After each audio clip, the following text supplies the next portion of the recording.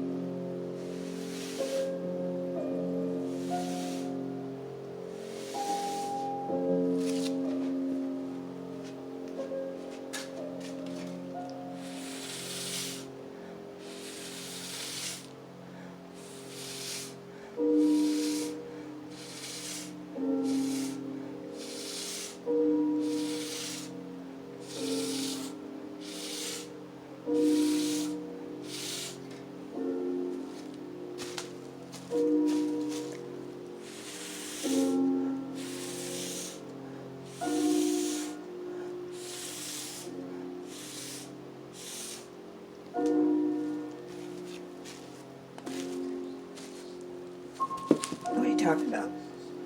What?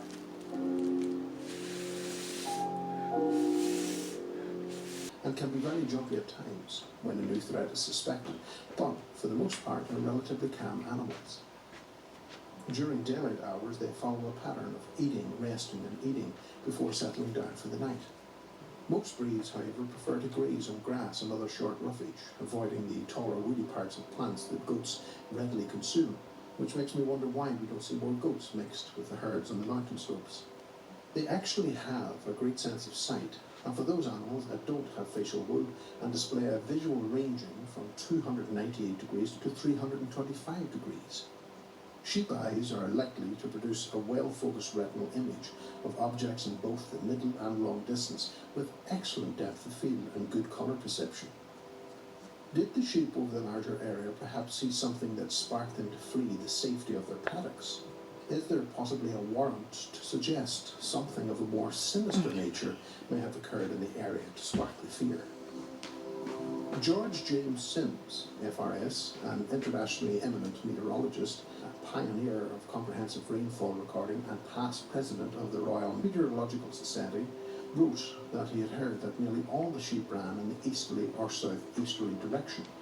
In a letter to the Times, he added that almost exactly a year earlier, On November the 20th, 1887, the sheep had not been disturbed by what he identified as a detonating meteor burst over very much the same district. The Oxford Mail online claims UFOs have been spotted over the area according to documents, which include strange crafts, shafts of light, and other unexplained objects that were witnessed on numerous occasions over the county between 1986 and 1992.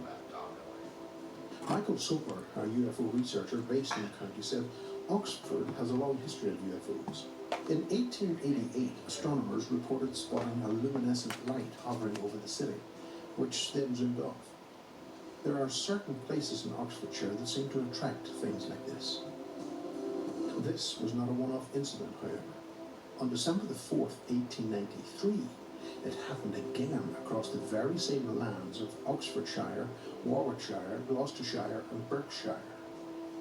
Individual farmers, on finding the next morning that their sheep, almost all sheep in the part of the country, are folded or penned on turnips on the arable land at that time of year, had broken out during the night, and observing that the condition of the pens and hurdles, as well as the sheep themselves in some cases, pointed to the fact of the sheep having been severely frightened, naturally concluded that they had been worried by a dog.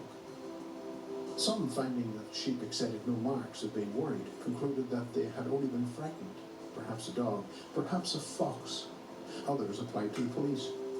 The result of any inquiries made by the police or privately, or by mentioning the fact among the neighbours, however, was to elicit the fact that panic had extended over a very large tract of land, and that unless it was allowed that all the dogs and foxes in the district had, with concerted action, simultaneously arisen and attacked hundreds of flocks on the same night, this attempt to account for the panic would have to be abandoned.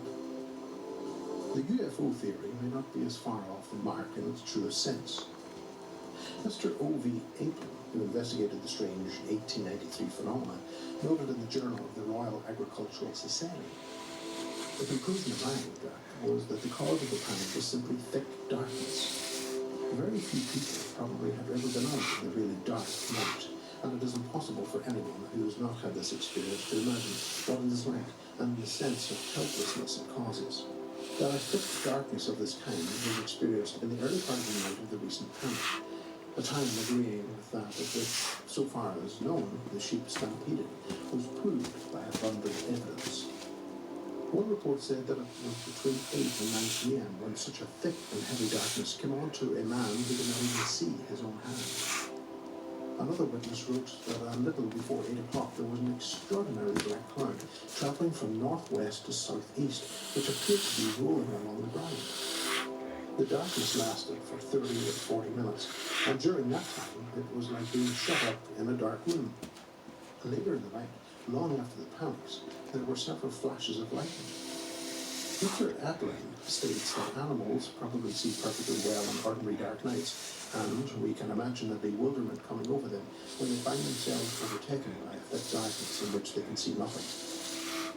Folded sheep, and it was the small foals that the sheep broke most, and moving about would knock against their feeding troughs and one another, and the first one that got the fright from this and made a little rush would probably come into collision with another one or two others, and it would leave nothing.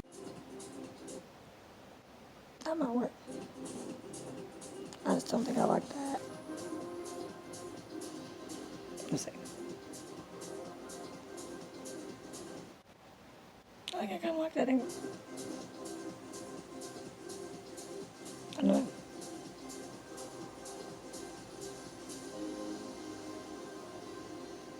We'll see. We will see, won't we?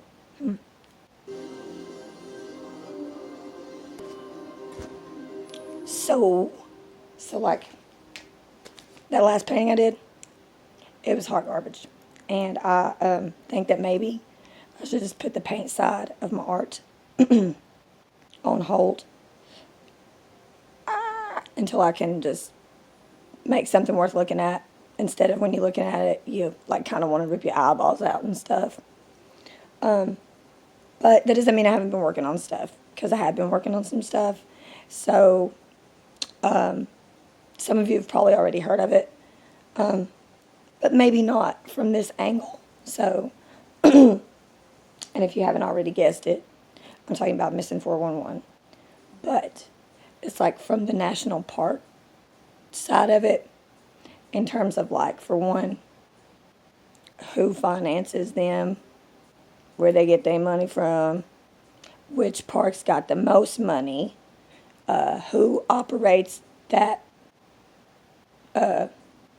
group or whatever, that branch, service, whatever you want to call it, all that good stuff.